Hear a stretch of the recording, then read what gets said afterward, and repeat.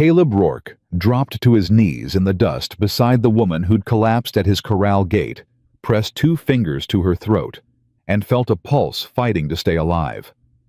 Her wrists were ringed purple. Her wedding dress was torn. And when her cracked lips moved, she didn't beg for water. She said his name. "You're too late to be my savior," he whispered. "I'm too old for this." Her eyes opened. "I've waited for you my whole life."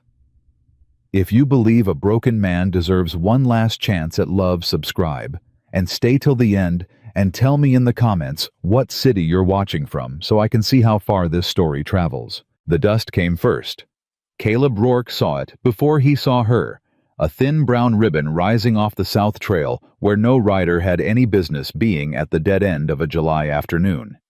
He set down the water bucket he'd been hauling to the corral, shaded his eyes with one weathered hand, and watched the ribbon thicken. "Lord," he muttered to no one the way a man does when he's lived alone too long. "Whoever you are, you picked the wrong mountain." He'd picked this place for exactly one reason. Nobody came here. The trail up from Dry Creek wound through 15 miles of cactus dry wash and broken rock, and the last 6 miles climbed so steep that even the tax man had given up 3 summers back. Caleb had wanted it that way. A man who'd buried everything he loved had a right to bury himself too. The horse came into view, a tired mare, lathered white at the chest, stumbling more than walking. And on her back, a woman slumped so low over the saddle horn that for a moment Caleb thought the animal was carrying a sack of grain. Then the mare's front legs buckled. The woman pitched sideways and hit the ground hard, and the dust swallowed her whole. Caleb was over the corral rail before he'd made the decision to move. 42 years old, and he ran like a man, half that boots tearing up the dry earth, his battered hat flying off behind him. He hit his knees beside her in a slide that scraped his palms raw. "Ma'am?" He turned her over. Her head lolled. "Ma'am, can you hear me?" A young woman. Chestnut hair come loose from a low braid. A dress the color of a faded summer sky. Except it wasn't faded. It was new, and it was torn, ripped along one shoulder and stained dark down the front. Her wrists, when he caught them to feel for a pulse, were ringed with bruises the exact width of a man's grip. "Who did this?" Caleb said. It wasn't a question. It was something older than a question, something that came up out of his chest before he could stop it. Her eyes fluttered. Hazel. Glassy with heat sickness. "Caleb." Her voice was a scrape of wind through dead grass. "Caleb Rourke." He went still. "How do you know my name?" "My father." Her cracked lips worked. "Henry Mercer." The name landed in him like a fist. Caleb had not heard it spoken aloud in 15 years, and he'd worked very hard to keep it that way. "You're going to want to drink before you talk," he said roughly, and got an arm under her shoulders. He carried her into the cabin and laid her on the rope bed he'd built with his own hands, and slept in alone for a decade and a half. He brought water in a tin cup and made her sip it, slow, his big hand cradling the back of her skull, because she didn't have the strength to lift her own head. "Slow," he said. "You gulp it, you'll bring it back up and lose what little you got left." She drank like she'd never tasted water before. When the cup was empty, she reached for his sleeve, and her grip was weak as a kitten's, but she held on. "They're coming," she whispered. "Behind me.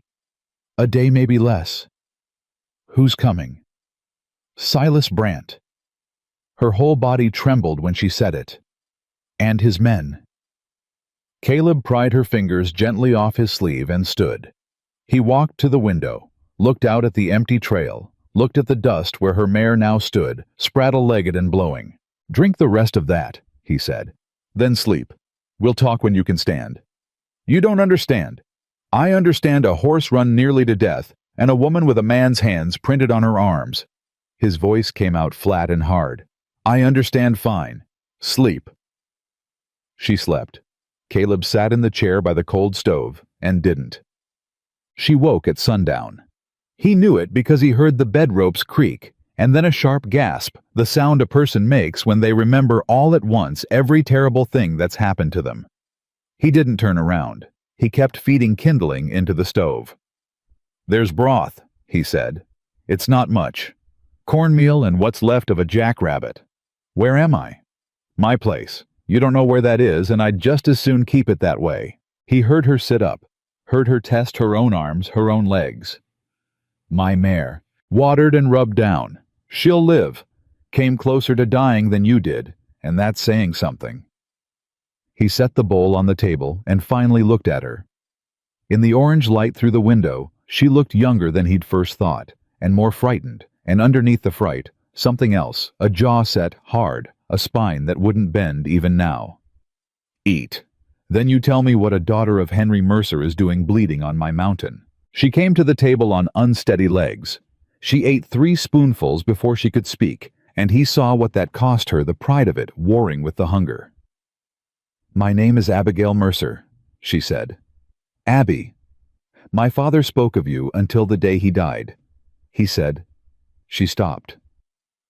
"He said if I was ever in trouble, no decent man would touch I should find Caleb Rourke. He said you owed him your life, and you were the kind of man who paid his debts." Caleb's jaw worked. "Your father say how I came to owe him that." "No." "Then I won't either." He sat across from her. "What kind of trouble?" And she told him.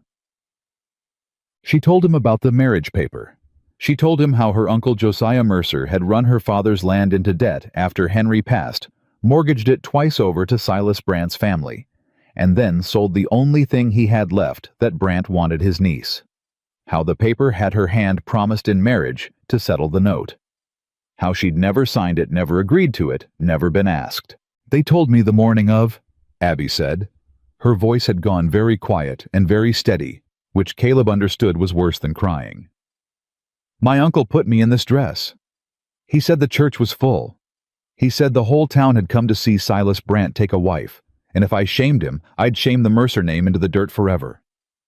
She looked down at her ruined dress. "I stood at that altar, Mr. Rourke, and I looked out at every face I'd known my whole life, and not one of them would meet my eye. Because Silas Brant holds the paper on near every debt in Dry Creek. He owns the bank, the freight line, half the cattle, and all the courage out of every man in that valley. So you ran." When he reached for my veil, her hand drifted to her torn shoulder. I struck his hand. I tore the veil off and I ran, barefoot, down the church steps and into the street, and I screamed for someone, anyone to help me. She drew a breath that shook. And the whole town just watched. A woman screaming for help in broad daylight, and they watched like it was a play. Caleb said nothing. There was nothing to say. I took a mare off a wagon. I don't even know whose, and I rode. She lifted her bruised wrists, looked at them like they belonged to a stranger. He caught me once, at the edge of town. He had me by the arms and he said— Her voice cracked, then hardened. He said, "You can run all you want, Abigail. There's no place in this territory. A man won't sell you back to me for the right price." She lowered her hands. I bit him. Then I rode for 2 days, and I asked at every water stop for the way to the high country, and I came here. Because my dead father's voice was the only one I had left telling me a good man still existed. The stove ticked. Outside the mare nickered. "I'm not him," Caleb said. Abby looked up. "Whatever your father told you. Whatever good man you came looking for." He stood and his chair scraped loud in the small room. "He's been gone 15 years, miss. There's just an old man left up here who buried his wife and his boy and decided that was enough living for one lifetime." He turned to the window. "You can rest 2 days. I'll get your mare strong. I'll point you toward the territorial road north where there's a federal post and a marshal who maybe will hear a woman out. But I can't be what your father promised. I'm too old to start fighting another man's battles. I'm too old for any of it." The silence behind him stretched. Then Abby Mercer said, "How old were you when you saved my father?" Caleb didn't turn. 27? "And how many men was he up against when you did it?" Caleb's hand tightened on the window frame. 4, he said. "And you were alone?" "I was alone." He heard her stand. heard her bare feet cross the wood floor. She came around to where he had to look at her, and her chin was up, and her hazel eyes were burning. "Then it isn't the age that's stopping you," she said softly.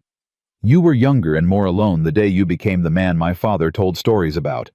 So don't tell me you're too old, Mr. Rourke. Tell me you're too afraid. At least that's honest." It hit him harder than Silas Brandt's whole crew could have. For 15 years no one had spoken to Caleb Rourke like he was a man who could still be ashamed. The mountain didn't talk back. The horses didn't. The grief had been a comfortable, silent companion, and this girl, this child barely older than his boy would have been, had walked into his cabin half dead and named the thing he'd been hiding from in the time it took to drink a bowl of broth. "You should sleep," he said. It was all he had. "You're angry." "I'm tired." "No." She studied him. "You're angry because I'm right. There's a difference, and you know it, and a man who buries his own son knows the difference better than anybody." Caleb turned on her then, and for 1 second the old danger flashed up in him, the thing that had made 4 men back down at 27, and Abby Mercer did not flinch. She held her ground in her torn dress with her bruised wrists, and she looked up at 6 feet of weathered fury, and she did not give 1 inch. And that, more than anything, was what undid him, because his wife had stood like that. Sarah had stood like that the morning the fever took their boy, and Caleb had wanted to ride down the mountain and burn the world. "Don't you dare leave me to grieve alone," she'd said. "Don't you dare." And then the fever took her too, and he'd had no one left to stand like that in front of him, and so he'd left the world instead. He sat down heavy on the edge of the bed and put his face in his hands. "Lord girl," he said into his palms, "what did you bring up here?" "Trouble," Abby said honestly. "I brought you trouble. I won't pretend otherwise. But I didn't bring it to a stranger. I brought it to the one man my father swore would understand what it costs a woman to be told her whole life isn't hers to choose." Caleb lifted his head. "You think I understand that. I think you understand being told who you have to be." She sat down slowly in the chair across from him. "Sarah and the boy. Those names. You said them like they're the only words you've got left." He went rigid. "I didn't tell you their names." "You said them in your sleep," Abby said gently. "While I was lying there pretending I was too. You said you were sorry, over and over. I'm sorry, I should have—" She stopped. "I didn't hear the rest." Caleb Rourke, who had not wept in 15 years, felt his eyes burn, and he stood up fast and went to the door and out into the dark before she could see it happen. He stood in the night a long time. The summer stars came out hard and bright, the way they only did this high up, and the cooling air carried the smell of dust and pine pitch and horse, and Caleb Rourke breathed it and tried to put himself back together the way he'd done 1,000 nights before. It wouldn't go back together, that was the thing. Something had cracked when that fool girl named his fear, and the crack let in 15 years of light all at once, and it hurt like sun on a man who's lived in a cave. The cabin door opened behind him. He heard her come stand a few feet off, careful the way you approach a spooked animal. "I shouldn't have said those things," Abby offered. "You should have. Don't take 'em back now." He kept his eyes on the stars. "Your father, Henry. He saved my life too, you know. After Sarah and the boy. He came up this mountain when I'd quit eating, quit everything. Sat in that cabin 3 days and wouldn't leave till I picked up a fork." Caleb's mouth twitched the ghost of something that might once have been a smile. "Stubborn as a Missouri mule. Wonder where you got it." Abby was quiet. Then, "He never told me he came up here. He wouldn't have. He wasn't the kind to keep books on his kindness." Caleb finally looked at her, a pale shape in the starlight. "Which means I owe that debt twice over. Once for my hide on a bad night with 4 men. Once for my soul on a worse one." He let out a breath. "I've been telling myself I was too old to pay. That's a coward's arithmetic. You called it true." "Mr. Rourke." "Caleb, if a man's going to stand between you and Silas Brandt, you might as well use his Christian name." Abby's breath caught. "You'll help me." "I'll help you." He turned to face her full on, and his voice dropped into something flat and certain and old. But understand me. This isn't a fairy story, and I'm not your father's young hero. This man Brant owns a town. He's got money and law and 40 men if he wants 'em, and all I've got is one rifle, one mountain, and a debt I aim to pay. The odds are bad. They might be worse than bad. I know. And there's one more thing. He stepped close, looked down at her hard. I won't fight your fight for you. Your father didn't raise a horse to be led on a rope, and neither did the good Lord. You came to me because no one else would let you be brave. Up here, you're going to have to be. Can you do that when it's not just running anymore, when it's standing? Abby Mercer looked up at the man her father had promised her 15 years too late, and something settled in her face that had not been there before. Not fear leaving, but courage arriving to stand beside it. I've been standing my whole life, she said. I just never had ground under me before. They went inside. Caleb lit the lamp and pulled the marriage paper from her father's satchel, where she'd carried it the whole desperate ride, 2 days of running, with the very document that was meant to chain her because some part of her had known she'd need the proof. He smoothed it on the table and read it by lamplight, his lips moving slow over the lawyer's words. Your uncle signed as your guardian, he said. He had no right. I'm 27. I haven't needed a guardian in 9 years. Brant's lawyer would say a woman always needs one. Caleb's mouth went thin. Territory's full of that thinking, but here, he tapped the page. This here. It says the marriage settles a debt against the Mercer property. Your father's land. What about it? You said your uncle mortgaged it, sold it, but this paper says the marriage settles the debt. Caleb looked up at her. A man doesn't trade a wife for land he already owns. Brant's not after you to settle a note, Abby. He's after you because he can't get the land any other way. Your father left it to you, didn't he? Not your uncle. Abby went still. I don't know. There was a will. My father had a will. But after he died, my uncle said there was nothing. He said the debts ate everything. Did you ever see this will? Look, no. Did anyone? Abby's eyes widened slowly. Martha, she breathed. Martha Bell. She runs the boarding house in Pine Hollow. She and my father I think they were sweet on each other near the end. He used to ride out there. He trusted her more than his own brother. Her hand flew to her mouth. Caleb, if my father made a will and there's a copy anywhere in this territory, it's with Martha Bell. Caleb folded the paper slow and deliberate. Then we've got more than a fight, he said. We've got a reason to win it. He set the paper down. Brant doesn't want a runaway bride. He wants a piece of paper buried so deep nobody can ever prove the land was yours. The marriage was just the cheap way to get it. Now you've made it expensive. What does that mean for us? It means, Caleb said, and for the first time in 15 years there was iron back in his voice. The iron Henry Mercer had heard one bad night long ago. That he can't just take you back and call it done. He's got to make sure you're gone, you and the truth both. He looked at her steady. You understand what I'm telling you? Abby's chin lifted. He'll come to kill me. He'll come to kill us both, and he'll dress it up legal after. Caleb stood and crossed to the corner where his rifle leaned, and he picked it up, and he checked the load with hands that remembered. So we're going to do this careful. We're going to get your mare strong, and then we're going to ride to Pine Hollow and find Martha Bell, and we're going to put the truth somewhere. Silas Brant can't bury it. In front of witnesses, in front of the law, if there's any law in this territory worth the name. And if he catches us before we get there? Caleb set the rifle across the table where they both could see it. Then he finds out what a too-old mountain man still got left in him, he said. Now eat the rest of that broth. You're going to need your strength, and I mean to keep what your father bought twice over. You hear me, Abby Mercer? I aim to keep it. She picked up the spoon. Her hand had stopped shaking. I hear you, Caleb Rourke, she said.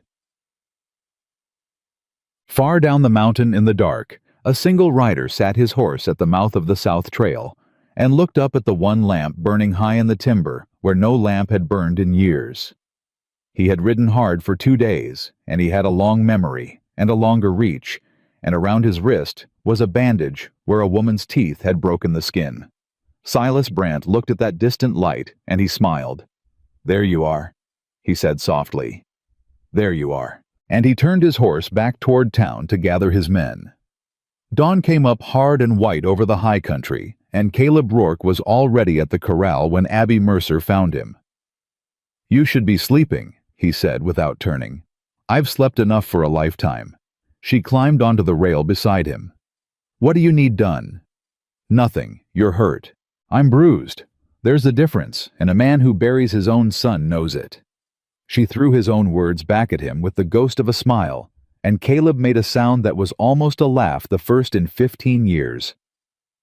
"All right," he said. "Water. 2 buckets from the spring up the draw. Don't drink from the creek, it's gone bad and low this time of summer. And keep your eyes on the rocks.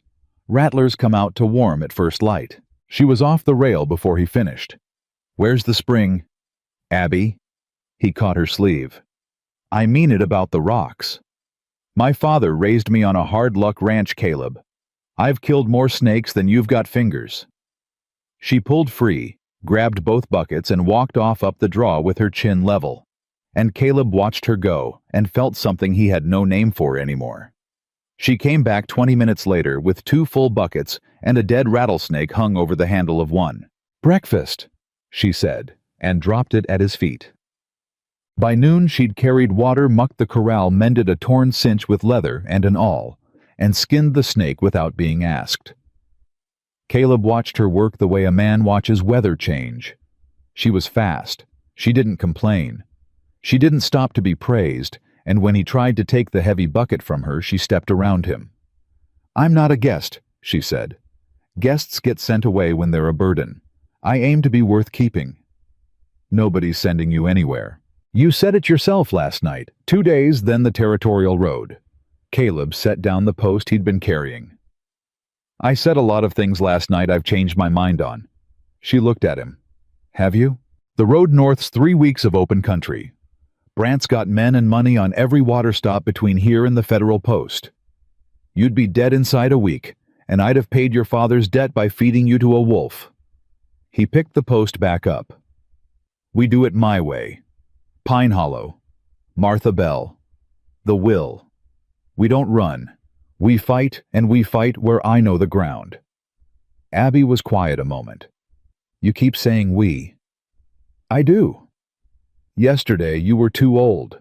"Yesterday," Caleb said, "I hadn't watched a woman skin a rattlesnake before noon." She laughed, a real one, surprised out of her, and the sound of it hit Caleb in a place he'd walled off so long ago he'd forgotten it had a door. That afternoon, a rider came up the trail. Caleb saw the dust and had Abby in the cabin with the bar down before the man cleared the last switchback. He stood on the porch with the rifle held loose and easy the way a man holds a tool he's used too often.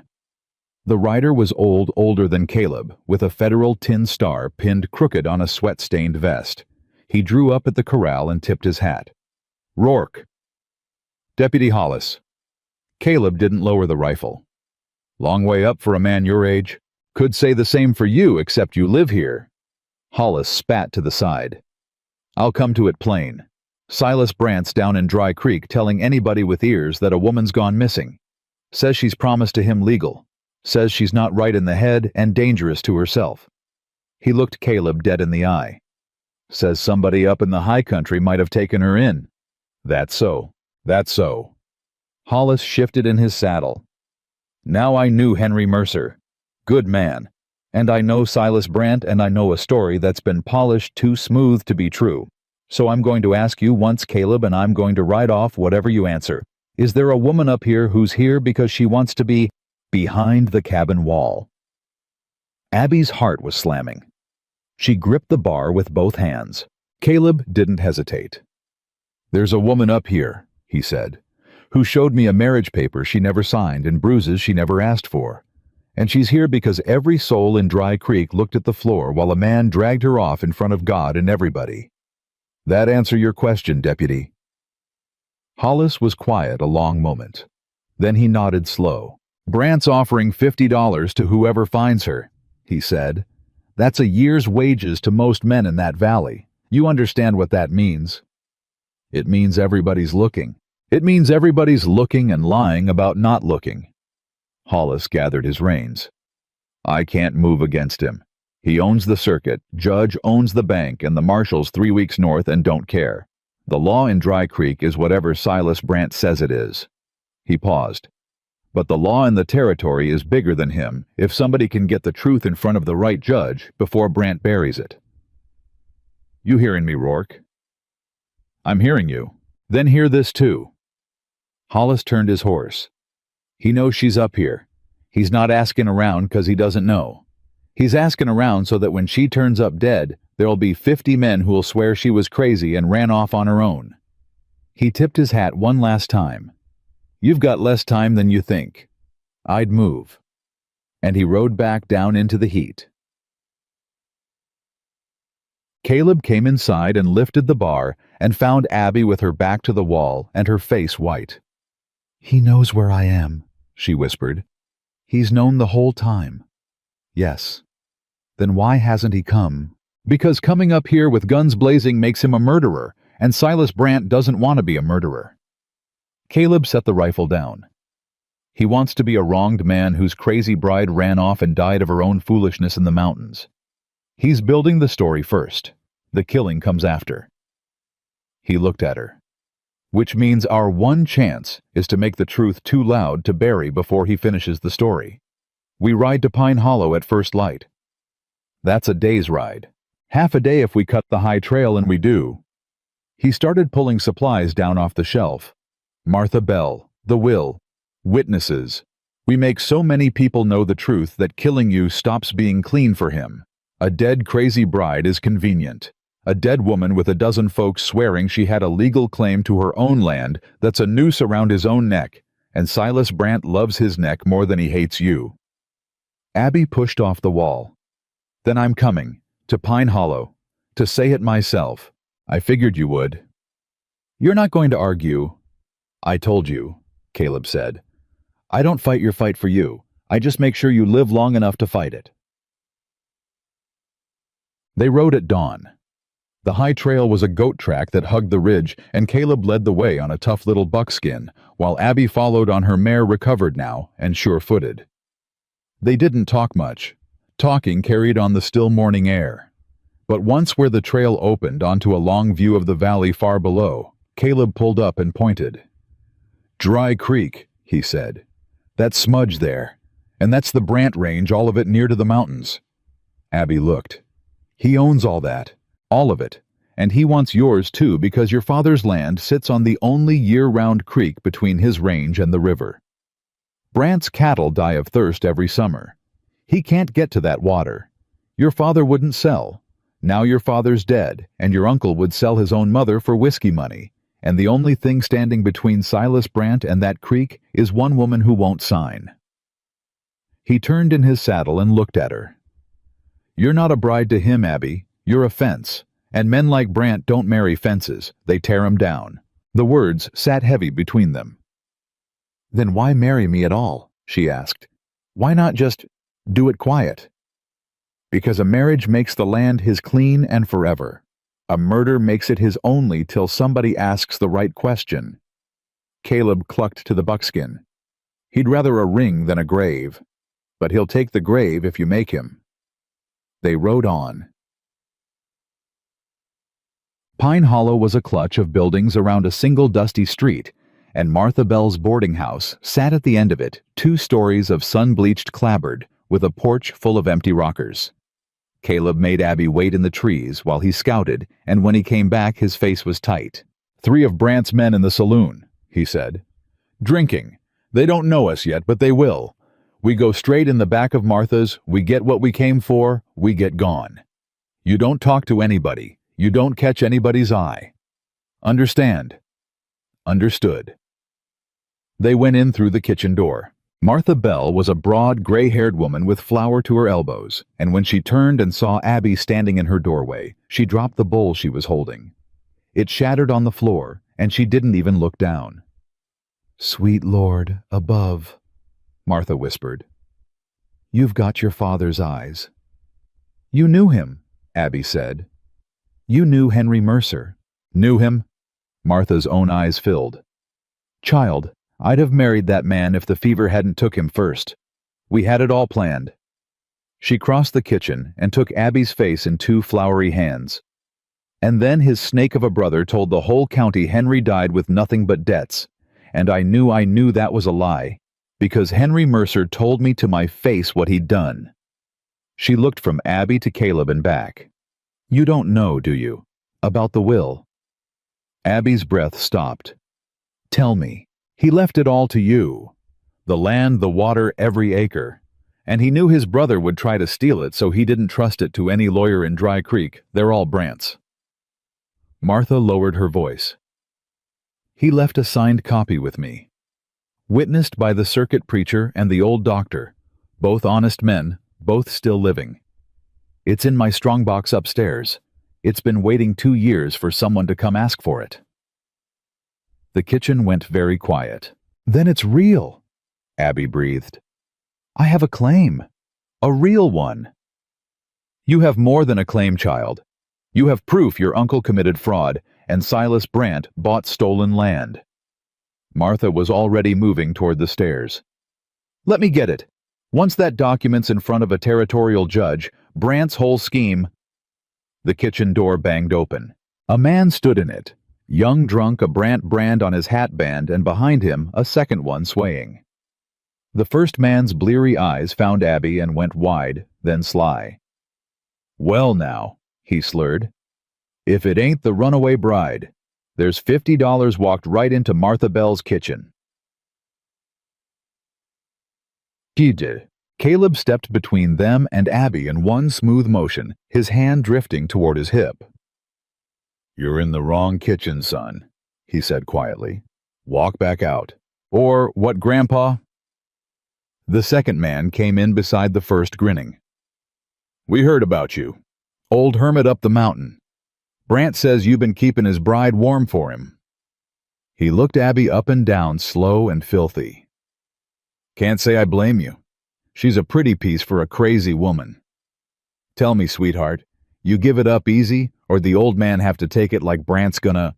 The sound Caleb made wasn't human. It came up out of 15 years of buried grief and rage, and he had the man by the throat and slammed against the wall before anyone could blink, and his other hand had drawn his revolver and pressed it up under the drunk's jaw. Say it again, Caleb said, and his voice was the voice that had once made 4 men back down. Say one more word about her. Give me the reason, son. Give it to me. The drunk's face went white as paper. The second man went for his gun and froze when Caleb's eyes cut to him, because there are men you draw on and men you don't, and a part of his liquor-soaked brain knew the difference. Caleb. Abby's voice. Caleb, don't. Stay back, Abby. No. She came around where he could see her. Look at me. Look at me. And he did just for a second, and she held his eyes. If you kill him, you're a murderer. And then Brant's story is true, the violent hermit who stole his bride. You'll hang and they'll drag me back, and my father's land goes to Silas Brant clean as church glass. Her voice was steady and low, and it cut through his rage like cold water. Don't you give it to him! Don't you dare! Caleb's arm trembled. If you fight every man who lies about me, Abby said softly, they'll always make me the shame. So let me be the truth instead. Let me. Please. A long, terrible moment. Then Caleb let go. The drunk slid down the wall, gasping, and Caleb stepped back, and Abby Mercer stepped forward into the space he'd left, and she looked down at the 2 cowering men with a calm that was more frightening than the gun had been. You go back to Silas Brant, she said, and you tell him I'm not crazy, and I'm not lost, and I'm not afraid anymore. You tell him I know what's in my father's will. You tell him I'm coming for my land, and I'm bringing the law to do it, and there's not enough $50 liars in this whole rotten valley to bury the truth once I set it loose. She leaned down. Can you remember all that, or should I write it down? The men scrambled out the door and didn't look back. The kitchen was dead silent. Then Martha Bell from the foot of the stairs said, "Henry Mercer's daughter, all right, Lord Child. You're going to bring the whole sky down." Yugged. Caleb holstered the revolver with a hand that wouldn't stop shaking. He walked to the far wall and put his palm flat against it, and stood there breathing hard, and Abby gave him a moment before she came to stand beside him. "You almost did it," she said quietly. "I know." "What did he say? The first one. That made you—" "It's not what he said." Caleb's voice was raw. "It's that for 15 years I've been telling myself there was nothing left in me worth saving. That the man who could feel that kind of... that he died with Sarah. And then that fool opens his mouth about you, and it's all right there like it never left." He turned to her, and his eyes were wet. "You're undoing me, girl, piece by piece. And I don't know if it's a mercy or a curse." Abby looked up at him for a long moment. "My father said you were the best man he ever knew," she said. "He never told me you were the saddest. I think he was protecting you even from me." She reached out hesitant and laid her hand flat over his where it pressed the wall. "You're not undone, Caleb. You're waking up. There's a difference, and a man who buries his own son knows it." He finished and let out a broken sound that was half a laugh and half something else. Behind them, Martha cleared her throat. "Whatever's happening here, you'll finish it on the trail," she said briskly. "Those two are halfway to Brant by now, and that means you've got till nightfall, maybe less before this whole valley comes up your mountain. Wait here." She went upstairs and came back with a flat tin box, and she opened it on the kitchen table, and inside, wrapped in oilcloth, was a folded document with 3 signatures at the bottom and a wax seal pressed dark and official. "The last will and testament of Henry Mercer," Martha said. "Witnessed, sealed, and legal in any court in the territory." She pressed it into Abby's hands. "It's yours now. It always was.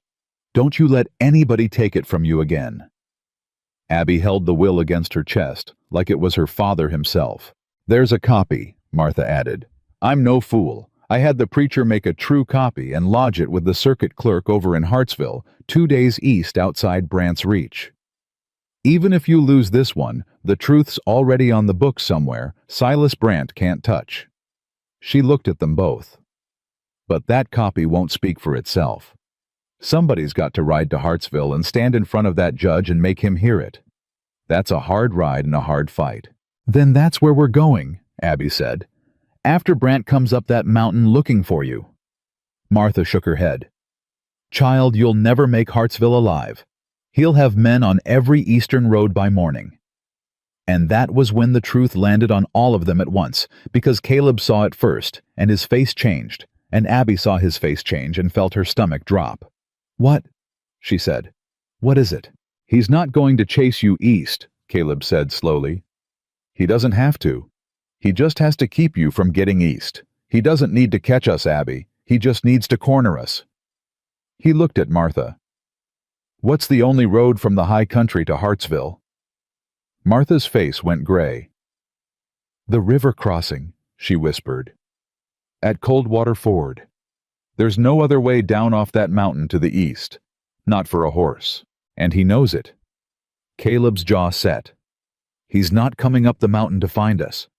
He's going to sit at the bottom of it, at the only ford with every man and gun he's got, and wait." He turned to Abby. "We're not running from a man anymore. We're trapped on a mountain with one way down, and Silas Brant's about to be standing in it."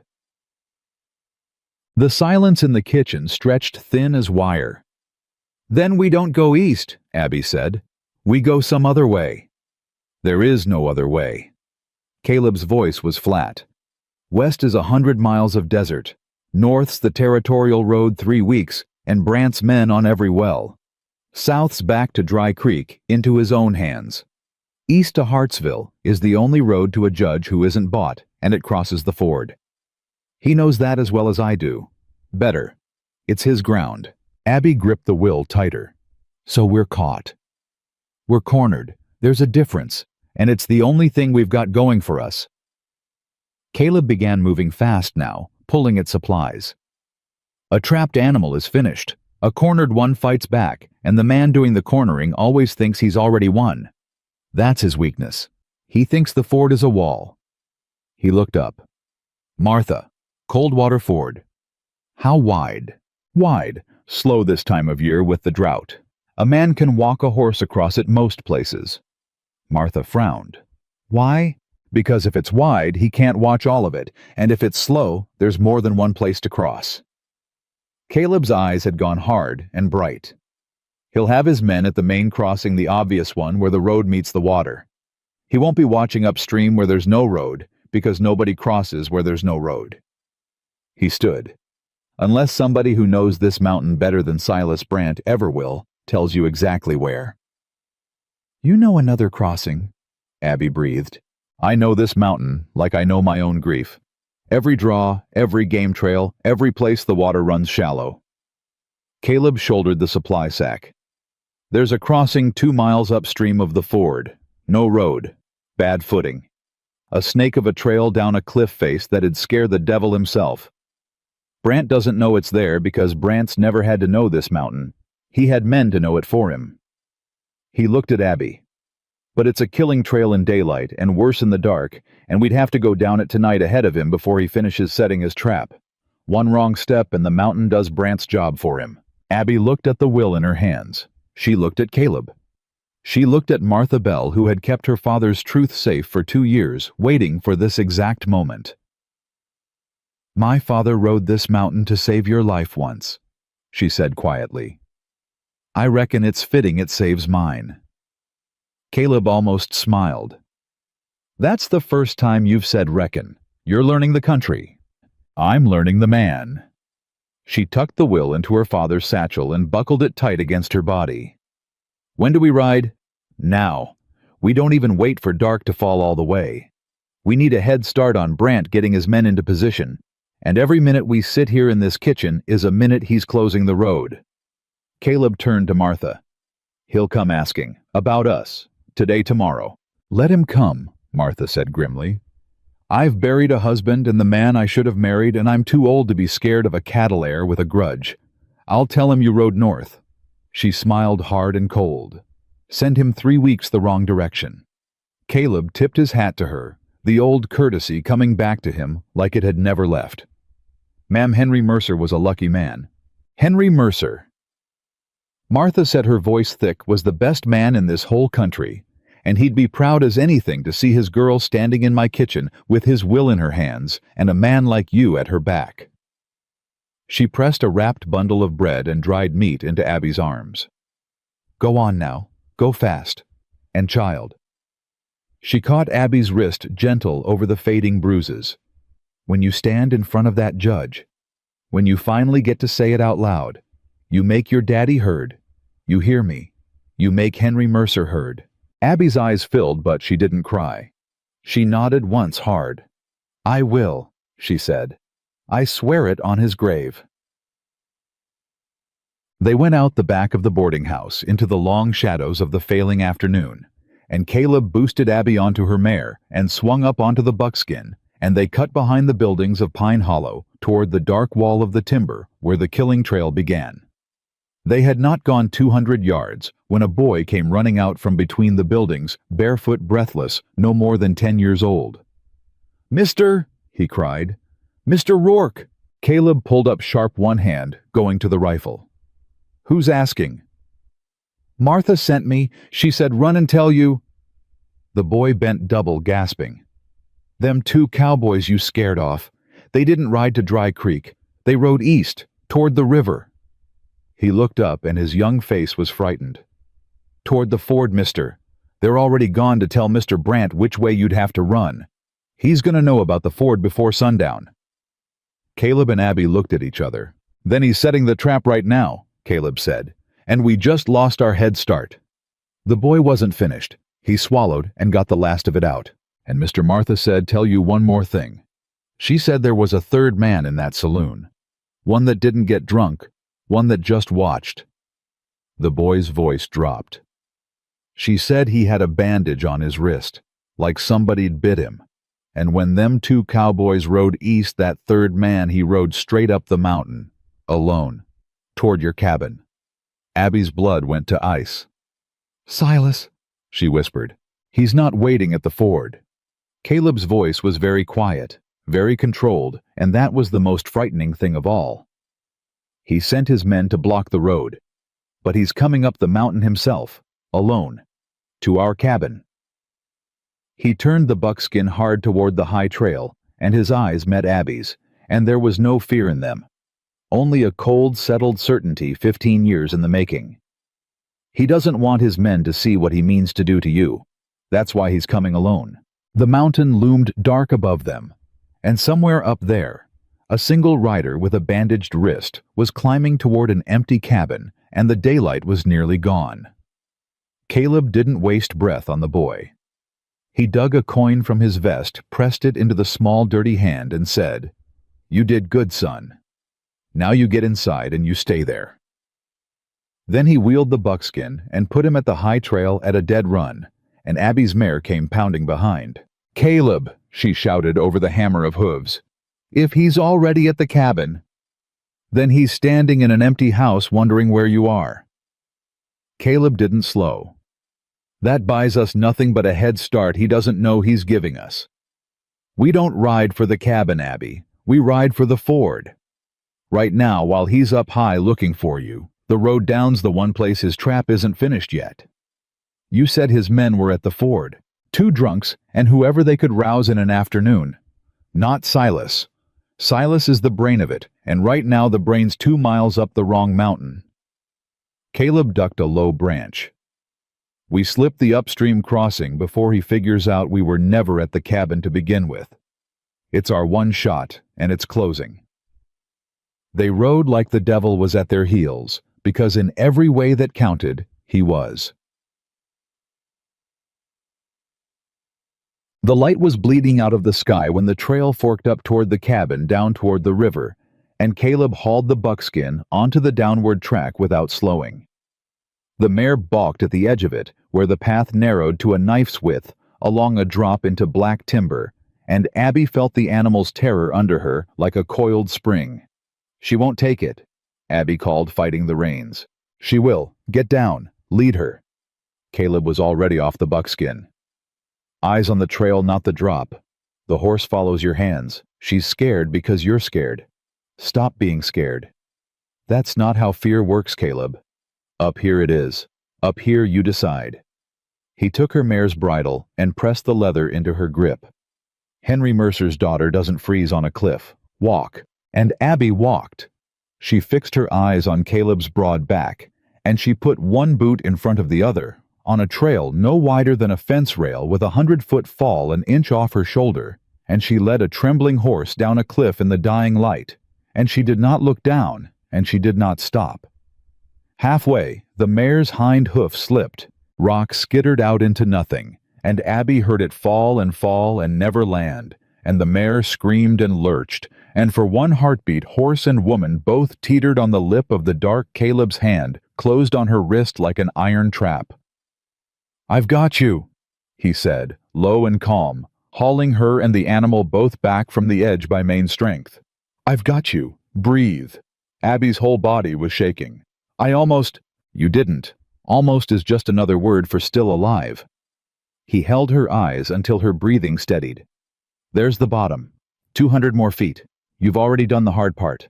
Walk." She walked. They reached the river in full dark, and the water ran low and silver and slow, just as Martha had promised, and Caleb led them upstream along the bank to a place where the current spread wide and shallow over a gravel bar. "Here." He kept his voice to a murmur. "We cross slow and quiet. Sound carries on water. If his men are at the ford downstream, they'll hear a splash for a mile." He looked at her. "You all right?" "No." Abby's voice was honest. "But I'm crossing anyway. That's all right ever means." And for just a moment in the dark, Caleb Rourke reached out and touched her face, rough fingertips against her cheek, gentle, as he knew how to be, and Abby went still under his hand, and neither of them said a word, and the river ran on around them. Then he dropped his hand and led her into the water. They were halfway across the cold, pulling at their knees, the gravel shifting underfoot, when a voice came out of the dark from the far bank. "Now that," said Silas Brandt, "is a crossing I did not know about. You learn something every day." Abby's heart stopped. He was sitting his horse on the eastern bank calm as a man at church, and the starlight caught the pistol resting easy across his saddle and the white of the bandage on his wrist. He was alone. He had ridden down off the mountain the moment he found the cabin empty, and he had thought it through faster than Caleb had given him credit for, and he had found the one place they'd run to and gotten there first. "You're a clever man, Rourke," Silas said pleasantly. "Smarter than the cowboy I took you for. But you made one mistake. You thought I'd act like a fool in love. I'm not in love. I never was." His eyes slid to Abby standing frozen in the shins-deep water. "I'm in business. And business doesn't lose its temper, and it doesn't make mistakes, and it surely doesn't let a fence wander off into the mountains with the deed in her saddlebag." "Get behind me," Caleb said quietly to Abby. "No," Silas said, and cocked the pistol. "She stays right where she is. Both of you hands where I can see them. Rourke, that rifle's slung on your back and the water's to your knees. You'll be dead before you clear the strap. Don't make me prove it." Caleb's hands came up slow. "There we are." Silas walked his horse a few steps into the shallows, herding them. "Now, here is how this concludes. Abigail, you are going to hand me your father's satchel, and then you are going to come quietly back across this river and marry me at the first church we pass, and we will say no more about your unfortunate spell of madness in the mountains." He smiled. Or what?" Abby said. Her voice didn't shake. Caleb heard it not shake, and something in his chest cracked open with pride and terror both. "Or," Silas said gently, "your hermit drowns face down in this pretty little river, and I tell the territory he attacked me, and you come quietly back across anyway. The ending's the same either way, Abigail. The only thing you choose is whether the old man lives to see it." "Is." The river ran. Somewhere a nightbird called, and Abby Mercer stood in the cold water with her dead father's will strapped to her body, and looked at the man who had bought her like a head of cattle, and she felt the last of her fear burn away into something clean and hard and final. "You want to know what my father said about you," she said. "I confess I don't much care. He said Silas Brandt was a man who'd never had anything he didn't buy, and so he'd never once in his life understood that some things aren't for sale." She took a step toward him through the water. "He said it the week before he died. He knew you'd come for the land. He knew my uncle would sell me to you.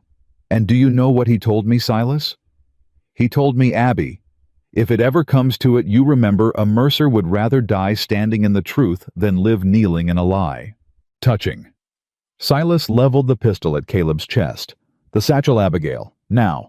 "I would rather," Abby said, and her voice rang clear across the water, "live poor and free in these mountains the rest of my days than spend one single hour rich and buried alive as your wife."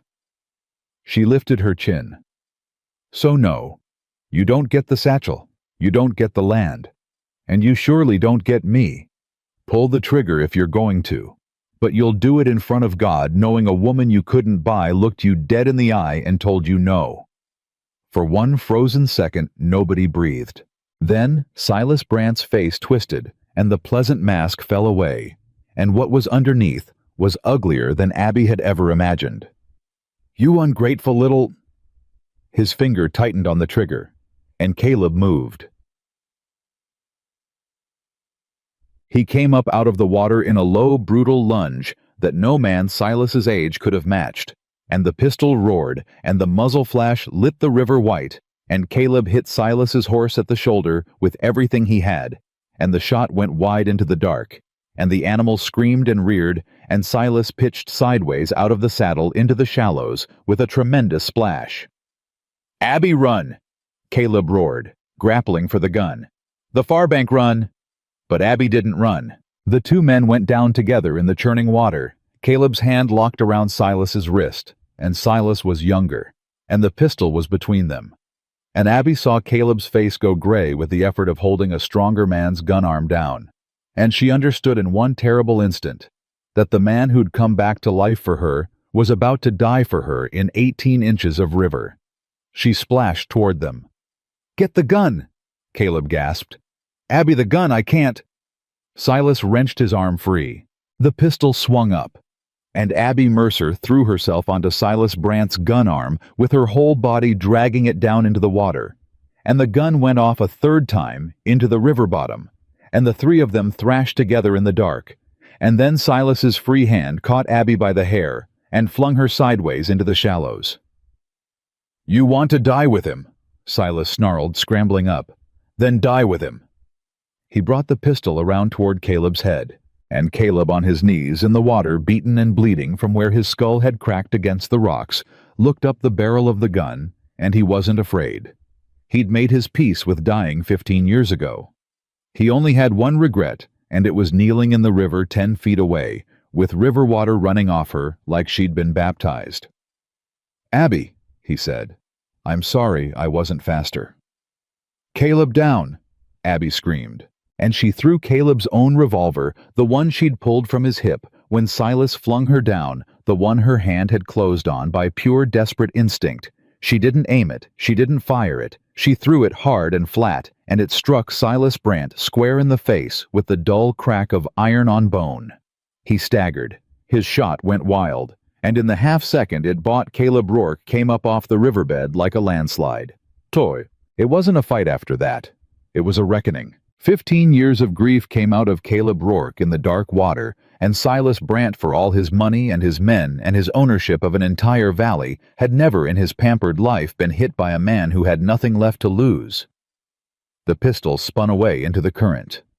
Caleb drove him back against the gravel bar and pinned him there with a forearm across his throat, and Silas clawed and kicked and could not move him, and his fine clothes were soaked, and his face was bleeding, and his eyes for the first time held something Abby had never thought to see in them: fear. Silas choked.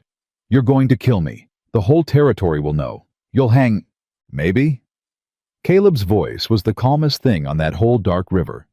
"But you'll be in the ground first, and that's a fair trade for a man my age." He leaned his weight down. "You came up my mountain alone, Brandt. You know why you came alone? Same reason a coward always does it quiet. Because some part of you knew what you meant to do to her was the kind of thing a man doesn't want witnesses to." "Caleb." Abby was on her feet, soaked and shaking. "Caleb, don't. He had a gun to my head, Abby." "I know." "He was going to..." "I know." She waded to them, and she put her hand on Caleb's straining shoulder, and her voice was gentle and unbreakable. "And if you kill him now with him beaten and drowning, and no gun in his hand, then you're the murderer his lawyers will say you are. And every word out of his rotten mouth becomes true. And my father's land..." Her voice caught. "My father's land becomes the price of your soul. Don't pay it, Caleb, please. We won. Don't let him take this last thing from you." Caleb's arm trembled. Below him, Silas Brandt gasped and gurgled and clawed at the forearm, crushing his windpipe. "We won," Caleb said hoarsely. "Abby, we're alone on a riverbank with a man who owns the law. We didn't win. We just lived a little longer." "No," said a new voice from the dark. "You won." A lantern flared on the eastern bank, and then another, and another. And out of the timber came riders, a dozen of them more, and at their head on a gray horse with a tin star catching the lantern light sat Deputy Hollis. And beside him, riding pillion behind a young townsman, sat Martha Bell, gray hair wild, a shotgun across her lap and fire in her eyes. "Caleb Rourke," Hollis called out, "you let go of that man's throat. He's worth more to the territory breathing than drowned, much as it pains me to say it." Caleb didn't move. "Hollis, you're 3 weeks from where you ought to be." "I lied about that." Hollis swung down into the shallows, sloshing toward them. "Told you the marshal was 3 weeks north so Brandt's spies would carry it back to him, and he'd think he had time. Truth is, I sent for the territorial marshal 4 days ago, the morning Brandt started his $50 lie." He reached down and hauled the half-drowned Silas up by the collar. "And Martha here rode to Pine Hollow and back, rounding up every soul Henry Mercer ever did a kindness for. Turns out that's a lot of folks. Turns out a whole valley can find its spine all at once when somebody goes first. He looked at Abby, soaked and standing tall. You went first, miss. The two cowboys you sent running their mouths, they told it all over Pine Hollow. How a runaway bride looked Brant's men dead in the eye and said she wasn't afraid anymore. Shamed half the town into remembering they had hearts. Martha slid off the horse and splashed straight to Abby and pulled her into her arms, shotgun and all. I told you, she said into Abby's wet hair, fierce and weeping. I told you you'd bring the whole sky down. Silas Brant, on his knees in the river blood and water running down his ruined face, began to laugh. It was a terrible sound, and it stopped the riverbank cold. You think this changes anything? He spat into the water. A boarding-house widow and a played-out deputy, and a mountain of debtors who'll forget their courage the second I call their notes due. I own this territory. I own the bank. I own the judge in Dry Creek. He looked up at Abby, and his smile was a bleeding wound. And while you've been playing hero in the dark, Abigail, do you know where I sent my men this morning? Not just the Ford. I sent 2 riders east, to Hartsville, to the circuit clerk's office. He let it hang. Where a certain copy of a certain will is lodged. The blood drained from Martha Bell's face. You're lying, she whispered. Am I? Silas's smile widened. By tomorrow morning there won't be a scrap of paper in this whole territory that says Henry Mercer left anything but debts. Your precious copy burns tonight. And this one. He nodded at the satchel strapped to Abby's body. This one's just one document witnessed by a preacher and a doctor I can buy or bury by Sunday. So go on. Arrest me. Hold your little trial. By the time it comes round, there won't be a shred of proof left, and it'll be one hysterical woman's word against the richest man in the territory. He laughed again. I told you, business doesn't make mistakes. The silence after that was the worst silence of all, because they all saw it. The will in the satchel was real, but a single document with witnesses who could be bought was thin ice against a man like Silas Brant. And the safe copy, the unbreakable one, the one lodged with an honest clerk 2 days east, was burning tonight. Abby felt the victory turn to ash in her chest. She looked at the satchel. She looked at Caleb bleeding and exhausted in the water. She looked at Martha's stricken face, and she understood that Silas Brant had just told the truth for the first time all night, and the truth was that he'd already won the only game that mattered. And then, a young townsman, no more than 19, hat in his hands, the one who'd carried Martha Pillion, cleared his throat. Beg pardon, he said, but that ain't quite right, Mr. Brant. Every head turned. The boy swallowed hard, but he stepped forward, and his voice steadied as he went. My name's Tom Avery. My pa runs the freight line out of Hartsville, the one your family near put out of business. He twisted his hat. 2 of your men come through Hartsville this morning, all right. Asked the way to the clerk's office. Asked it of my pa on account if he knows the town. And my pa... The boy's jaw set. My pa figured out real quick what they were after, so he sent 'em to the clerk's office, all right, the old clerk's office, the one that burned down and moved 2 years back. And while them 2 of yours were kicking down the door of an empty building, my pa rode to the new office and told the clerk who's his cousin exactly what was coming. Tom Avery looked Silas Brant dead in the eye. That copy of Henry Mercer's will got moved into the Territorial Marshal's strongbox this afternoon, Mr. Brant, under federal seal. Your men are gonna burn an empty room tonight and ride home thinking they done it. He put his hat back on. Business made a mistake. It trusted that a freight man's word could be bought. My pa never sold nothing he was ashamed of in his life. The silence broke like a dam. Silas Brant's face, which had been so smug, went slack and gray and old. And Caleb Rourke, standing over him in the river, began for the first time in 15 years to laugh a deep, helpless, broken open laugh that shook his whole frame. You hear that, Brant? Caleb said. You hear it after all your money, after all your scheming. You got beat by an old hermit, a runaway bride, a boarding-house widow, and a freight man's honest word. He hauled Silas up out of the water by the collar. Turns out there were things in this valley you couldn't buy after all. Turns out your fence wasn't the only thing in your way. It was every plain, decent soul you ever stepped on, just waiting for somebody to stand up first. Doug. It wasn't quite finished. It's never quite finished with a man like Silas Brandt. As Hollis stepped forward with the irons, Brandt's hand dropped fast, snake fast, to a second pistol, hidden in his boot, a little gambler's gun he'd carried since he was a boy. And he came up with it, pointed not at Caleb, not at Hollis, but at Abby.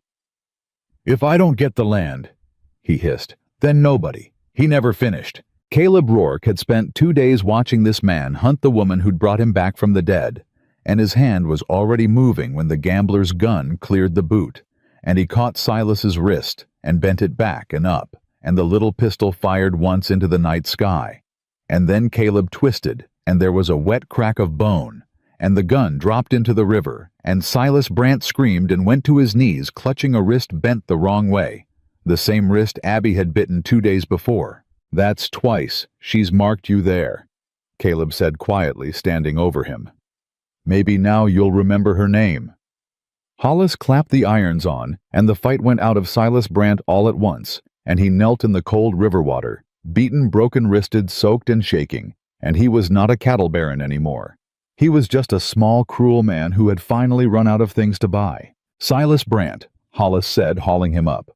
"I'm arresting you in the name of the territory on charges of fraud, conspiracy, and the attempted murder of these 2 folks in front of a dozen witnesses who will all swear to it. The marshal will be here by week's end, and you can tell it to a judge that isn't yours." He shoved him toward the bank. "And son, you might want to start counting how many of these good people here you've wronged over the years, 'cause every last one of them just rode out in the dark to watch you fall." They led him away across the river, a broken man on a leading rope, and the townsfolk, who had once looked at the floor while he dragged a screaming woman down church steps, now watched him go with hard, clear eyes. Abby Mercer stood in the shallows and did not move. She had imagined this moment in 2 days of running, imagined what it would feel like when it was finally over, when the man who'd hunted her was finally on the ground. She had expected to feel triumph, or relief, or joy. What she felt was Caleb Rourke's arms close around her, soaked and shaking and warm, and her own knees finally giving way after 2 days of refusing to, and the strength she'd held on to by sheer will running out of her all at once now that it was safe to let it. "I've got you," Caleb murmured into her wet hair, the way he had on the cliff, the way he had in the river. "I've got you, Abby. It's done. It's over. You did it." "We did it," she said into his chest and felt him go still. "You went first," he said. "On the church steps, in Martha's kitchen, right here in this river looking down his gun barrel." His arms tightened. "I just followed a brave woman where she led. That's all an old man's good for." Abby pulled back enough to look up at him, at the blood drying on his temple, and the 15 years of grief that had cracked open somewhere on that dark mountain and started finally to drain away. "Stop saying old like it's a wall," she said. "My father was old when he rode up your mountain to save your life. Martha's old and she rounded up a whole valley tonight. Tom Avery's pa is old and he beat Silas Brandt with nothing but an honest word." She laid her palm flat against his chest over his heart, the way she had against the cabin wall. "Old isn't a wall, Caleb Rourke. It's just proof you survived long enough to matter when it counted. And tonight—" Her voice broke. "Tonight you counted. You hear me. You counted. And on the bank of a low summer river, under a sky thick with stars, with the man who'd owned an entire valley led away in chains behind them, and the whole sky come down at last." Caleb Rourke held Henry Mercer's daughter against his battered heart, and he did not say a word, because for once in 15 long and silent years there was nothing left in him that needed saying. The marshal came on the 4th day. He rode in from the north with 2 federal deputies and a circuit judge who answered to nobody in the valley, and he opened Henry Mercer's strongbox under its federal seal in front of the whole of Dry Creek, and what was inside changed everything. But it didn't change it all at once. Abby had learned by now that nothing did. She stood at the back of the crowded territorial courtroom, a converted feed store, hot and packed with every soul in the valley, and she watched Silas Brandt's lawyer rise, a slick man from Denver in a black coat that had never seen honest dust, and she felt her stomach knot all over again. "Your Honor," the lawyer said smoothly, "the prosecution rests its case on a single document, and the word of a woman whose own uncle and legal guardian has sworn an affidavit that she suffers from spells of dangerous hysteria. We will show that the so-called will is a forgery, and that Miss Mercer in her fragile state was manipulated by an aging recluse with a grudge against my client. Furthermore, nothing!" Caleb growled from the bench beside her, half rising, and Abby's hand on his arm pulled him back down. "Let him talk," she murmured. "Let him build the whole tall tower. It falls harder that way." The lawyer built his tower. He called Silas Brandt's hired men who swore Abby had run off mad. He called the Dry Creek banker who testified the Mercer land had been mortgaged to ruin. And then, in his masterstroke, he called Abby's own uncle. Josiah Mercer shuffled to the stand, a thin, sweating, broken-looking man who could not meet his niece's eyes, and the lawyer led him through it gently. "Mr. Mercer, is it true your late brother left a will?" Josiah's voice cracked. "He may have. I never saw one. Henry died and there was nothing but debts. I did what I could for the girl. I arranged a good marriage to settle the family's obligations." "Liar," Abby breathed. "And she ran off into the mountains with a strange man. I feared for her mind. I still do." Josiah finally looked at her, and his eyes were wet and ashamed and pleading. "Abby, girl, I only ever tried to—" "You sold me!" Abby said loud enough that the whole courtroom heard, and the judge's gavel cracked. "Order. The witness will continue." But something had shifted in Josiah Mercer's face. Abby saw it. She'd grown up watching this weak, frightened man, and she knew the exact moment his courage was about to fail. She'd seen it fail 100 times. Only this time, watching his niece's eyes, something in him broke the other way. "No," Josiah said. The lawyer turned. "Mr. Mercer, no. I'm done. I'm done." Josiah stood up in the witness box, shaking. "I can't do it. I swore that affidavit because Brandt holds my notes, and he said he'd put me in the poorhouse, and God help me, I signed it, but I can't sit here and call my own brother's daughter mad to her face." He turned to the judge, weeping now openly. "She's not mad. Your Honor, she never was. Henry left a will. I saw it.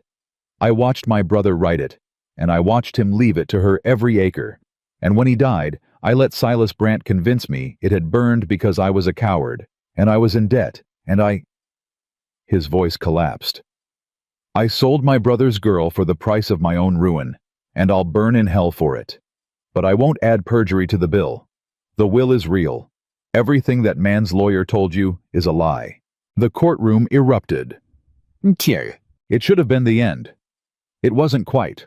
The Denver lawyer was on his feet, shouting about a coerced recantation, and Silas Brandt, seated at the defense table with his wrist in a splint, was hissing something murderous at his own attorney.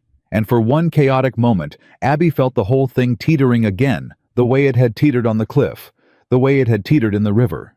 Then the territorial marshal stood up. He was a big, weathered, unhurried man, and he didn't shout. He simply lifted the will, the true copy, the one that had been locked under federal seal, while Silas Brandt's men burned an empty room 2 days east, and he held it up so the whole room could see the wax and the signatures. "Your Honor," the marshal said, "this document was lodged with the Hartsville circuit clerk over 2 years ago, long before Miss Mercer ever ran from anybody. It was witnessed by Reverend Aldous Pierce and Dr. Samuel Hartwell, both of whom are present in this courtroom today, both of whom are prepared to swear to its authenticity." He let that sink in. A forgery can't be lodged 2 years before it's needed by a woman who hadn't yet been wronged. That's not evidence, Your Honor. That's prophecy. And I've never met a forger who could see the future. The Denver lawyer sat down. He had nothing left to say. The judge ruled before sundown. Henry Mercer's will was upheld in full. The Mercer land water and all belonged to Abigail Mercer, free and clear, and every mortgage Josiah had signed against it was void, because a man cannot mortgage what was never his. Silas Brant's marriage contract was declared fraudulent and worthless, and Silas Brant himself was bound over for trial on charges of fraud, conspiracy, and attempted murder, the last carrying a sentence that in the territory could end at the bottom of a rope. They took him out in irons. He stopped beside Abby on the way, just for a moment, his guards letting him pause, and he looked at her with eyes that held no fear anymore, only a cold, exhausted hatred. "You've got the land," he said quietly. "Enjoy it. A woman alone running a ranch in this territory with no man's name to protect her. You think the wolves stop coming just because I'm gone?" He smiled his bleeding smile. "There's always another Silas Brant, Abigail. The valley's full of them. You'll spend the rest of your life fighting men like me, and one day you'll be too tired, and one of us will win." Abby looked at him a long moment. "Maybe," she said. "But not today, and not you. And every time one of you comes, I'll be a little less afraid than the time before." She held his eyes. "That's the thing you never understood, Silas. You only had to lose once. I only have to keep standing up. And I've gotten very, very good at standing up." They led him out, and the door closed behind him, and Abby Mercer never saw Silas Brant again. What came after the trial was harder in its quiet way than the trial itself, because winning the land was one thing. Walking back into Dry Creek as its owner was another. Abby went back. She made herself go back 3 days after the verdict, riding into the same street she'd fled barefoot and screaming, and she made herself stop in front of the same church. Martha rode beside her. Caleb rode a length behind, silent, watchful, the way he always was now. The town came out to look. Of course they did. The same faces that had stared at the floor while Silas dragged her down those steps now lined the street to see the woman who'd brought him down. Some had shame in their eyes. Some had wonder. A few still had the old resentment, the particular sourness of small people watching someone refuse the cage they'd all agreed to live in. Abby got down off her mare in front of the church. "You don't have to do this," Caleb said low. "Yes, I do." She handed him her reins. "Not for them. For me. I ran out of this church a thing being sold. I'm going to stand in front of it once as a woman who owns her own name. And then I never have to come back if I don't want to." She climbed the church steps. She turned around at the top where the whole street could see her, and she did not raise her voice because she had learned that the truth spoken plain carries further than the truth shouted. "Most of you watched," Abby said. The street went quiet. 11 days ago a man dragged me down these steps by my arm in front of all of you and called it a wedding. And every one of you watched the floor." She let it sit. "I'm not here to shame you for it. I know what fear is. I know what it is to owe a man your living and your land and your children's bread. I know what Silas Brant could do to a family that crossed him. So I understand why you looked away. I do." She paused. "But I want you to know what looking away cost. It cost me 2 days running through summer heat with a man's handprints on my arms. Sure, I was going to die alone in the mountains because not one soul in my own town would lift a hand. It cost me everything I thought I knew about the people I grew up among." Her voice didn't waver. "And here is the thing I learned out there that I came back to tell you.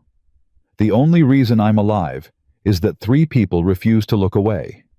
An old man who'd buried his whole heart came back to life to stand between me and a gun. A widow rode through the night and shamed a whole valley into finding its courage.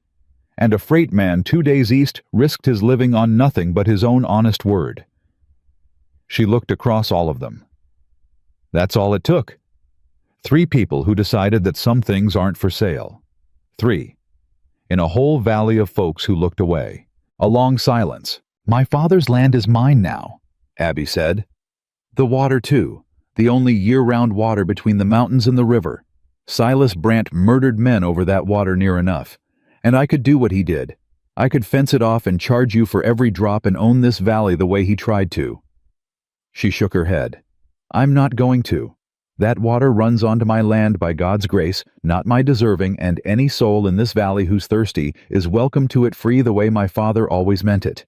That's the difference between owning a thing and owning people. My father knew it. Silas Brant never did. She drew a breath. I'm not asking you to be sorry. I'm asking you to remember next time a man like him comes, and there's always a next time that it only takes 3. Be one of the 3. That's all. Be one of the 3. And she came down the church steps, and she walked to her mare, and she did not look back to see whether they'd been moved because she hadn't said it for them. She'd said it for the woman who'd run down those steps barefoot. She'd said it so that woman could finally stop running. But behind her, as she mounted up, a few of them began to take off their hats. And then more. And by the time she rode out of Dry Creek, half the street stood bareheaded in the summer dust, and an old woman she'd never met called out, God keep you, Abby Mercer. And Abby felt something she'd carried for 11 days, finally quietly set itself down.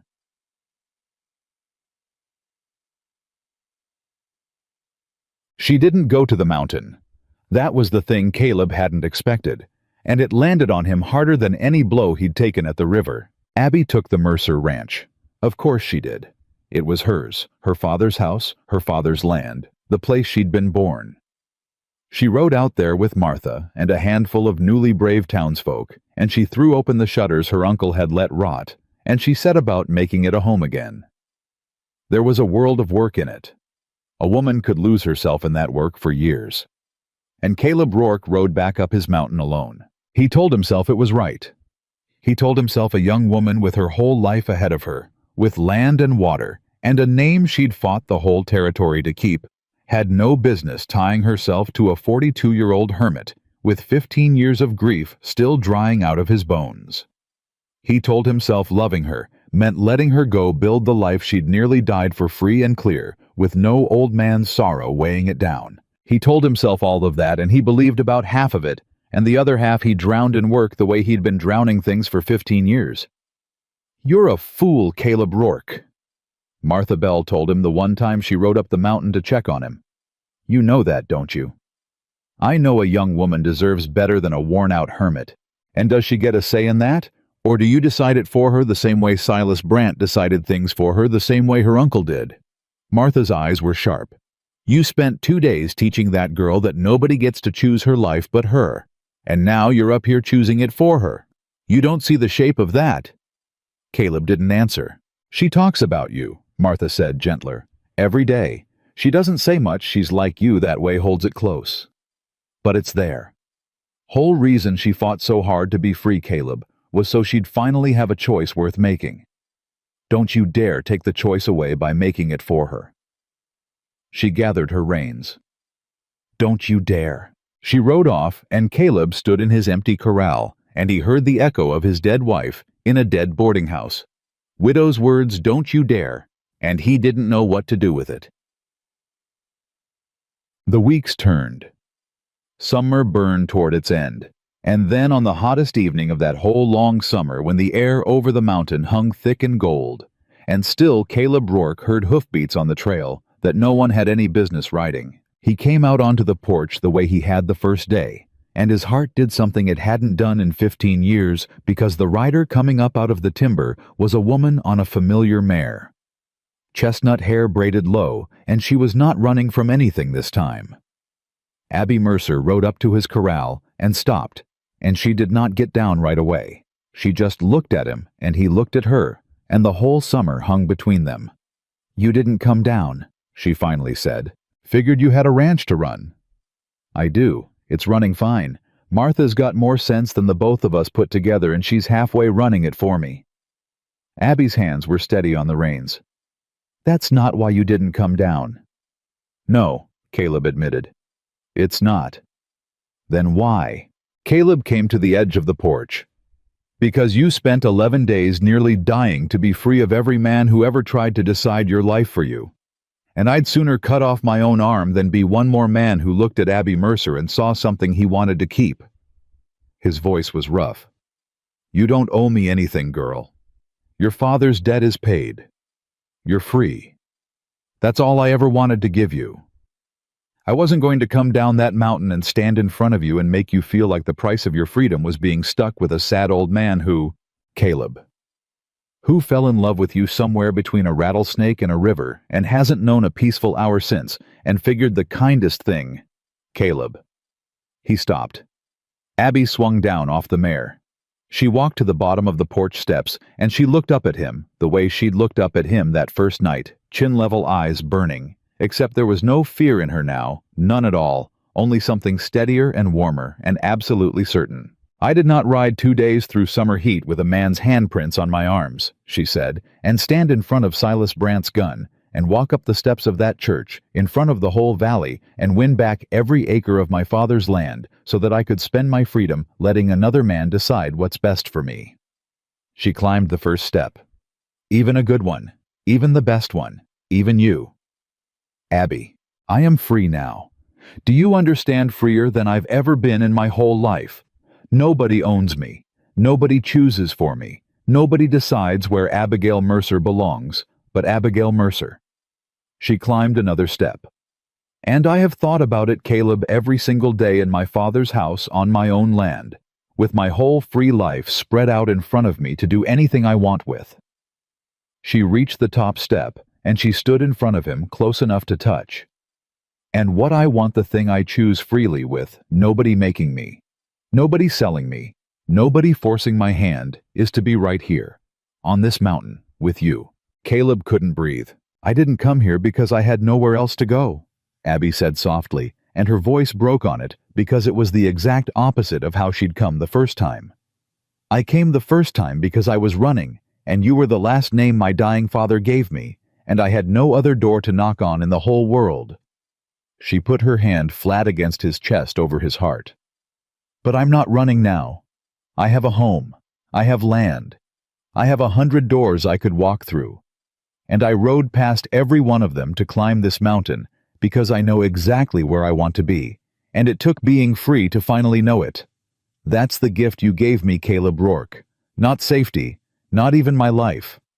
You gave me the right to choose, and I'm choosing you. Don't you dare tell me I can't. Makul. Caleb Rourke looked down at Henry Mercer's daughter standing on his porch on the hottest evening of summer, with her hand over his heart and her whole free life behind her like an open road, and 15 years of grief and silence and careful, comfortable death finally completely broke apart. I had it wrong, he said hoarsely. All this time. I thought the mountain saved me because it kept everyone away. I thought peace and being alone were the same thing. He lifted his rough hand and laid it over hers, pressing it harder against his chest. They're not. I wasn't at peace up here, Abby. I was just hiding.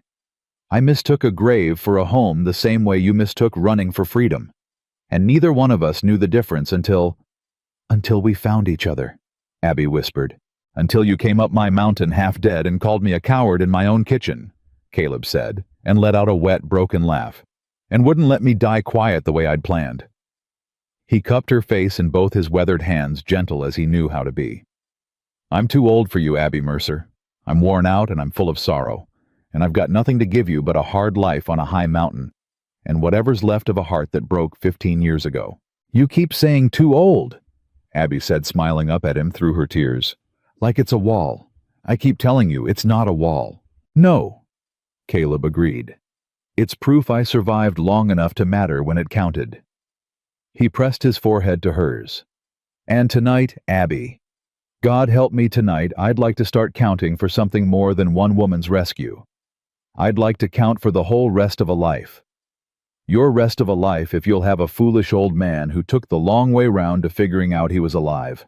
Abby Mercer closed the last inch between them and kissed him on the porch of the cabin she'd once crawled to, half dead on the hottest evening of summer, freely and of her own choosing, with no man's debt and no man's name and no man's permission in it, nothing but her own free heart given to the one man who had only ever tried to give her back to herself. When she pulled away, she was laughing and crying both. It took you long enough, she said. I'm slow, Caleb admitted, but I get there. He wrapped his arms around her and held her against his chest, and for the first time in 15 years, the silence on the mountain didn't feel like a grave. It felt like a beginning. I get there, Abby. I promise you. From here on out, however long it takes, I get there." And the sun went down gold over the high country, and the two of them stood on the porch in the fading light, neither of them running, neither of them hiding, neither of them alone. The work began the next morning, and it never really stopped. Caleb and Abby did not waste the summer that was left. They tore the rot out of the cabin and laid new timber. They doubled the corral, dug the spring out deeper, ran a line of fence Caleb had been meaning to run for a decade and never had a reason to. Abby's father's ranch down in the valley they leased to a young couple. Martha vouched for honest people, the freight man's nephew and his bride, who'd run the cattle and the year-round water fair and free the way Henry Mercer always meant it. And the water stayed open to the whole valley every drop, just as Abby had promised on the church steps. But the mountain was where they lived. The mountain was home. "You know what I keep thinking," Abby said one evening, 3 weeks in both of them aching from a day of hauling stone. "About how I got here." "Half dead in my dust," Caleb said. "Half dead in your dust." She leaned against him on the porch. "And how if I died on that trail and I near did Caleb that second day, I don't hardly remember, nobody would have known. Nobody would have come looking. A woman running for her life, and the whole world just lets her run off the edge of it." Caleb was quiet. "How many others?" Abby said softly. "How many women have ridden a hard trail in this territory, with a man's handprints on their arms, and found no cabin at the end of it? No Caleb Rourke with a water bucket." She turned to look at him. "I've been thinking. We've got water. We've got room. We've got a mountain nobody can corner you on. You said so yourself." Her eyes were bright. "What if the next one who runs has somewhere to run to, yeah?" That was how the trail stop began. It wasn't much at first. A second cabin, smaller, built off the main one with its own door and its own stove and a bar on the inside that only locked from within so that whoever slept there knew the way Abby had needed to know that no one could come through that door who wasn't wanted. Caleb dug a second spring box. Abby laid in supplies, flour-dried meat blankets, a little money hidden where a desperate woman could find it. "Word'll spread," Caleb warned her. "Same as Brant's $50 spread. You put it about that there's a safe house in the high country for women on the run, and you'll get women on the run, and the men chasing 'em won't be far behind." "I know. It means we don't get to be left alone up here, not ever again." Abby looked at him a long moment. "Is that what you want, to be left alone?" And Caleb Rourke, who had spent 15 years wanting exactly that, looked out at the mountain that had been his grave and was now his home, and he found that the answer had changed somewhere along the way, and he hadn't even noticed. "No," he said, and sounded surprised by it. "No, I reckon I've had enough of being left alone to last me 3 lifetimes." He pulled her against his side. "Let 'em come, Abby, the ones who need it. We'll be the cabin at the end of the trail." He paused. "And the ones chasing 'em." His jaw set, and the old iron came into his voice. "Well, they'll find out what they always find out when they come up my mountain." The first one came in the fall. Caleb saw the dust the way he'd seen Abby's dust, that thin brown ribbon rising off the south trail where no rider had business being, and his hand went to the rifle by old habit before his mind caught up. But this rider wasn't slumped over the saddle horn. This rider was sitting up straight and scared a girl no more than 19. And behind her, Caleb's blood went cold behind her. A half-mile back came more dust. The dust of men. "Abby," he called. "We've got one coming in, and we've got trouble behind her." Abby was out of the cabin in an instant, and she did something then that broke Caleb's heart, and mended it in the same beat. She didn't reach for a weapon. She walked straight out to the corral gate, the exact spot where she herself had collapsed half dead a season before, and she stood there with her arms open, and when the terrified girl came pounding up the trail, Abby caught her mare's bridle and looked up into a young face streaked with dust and tears, and said the words she had once needed someone to say to her. "You're safe now. You hear me? You made it. You're safe." The girl's name was Ruth.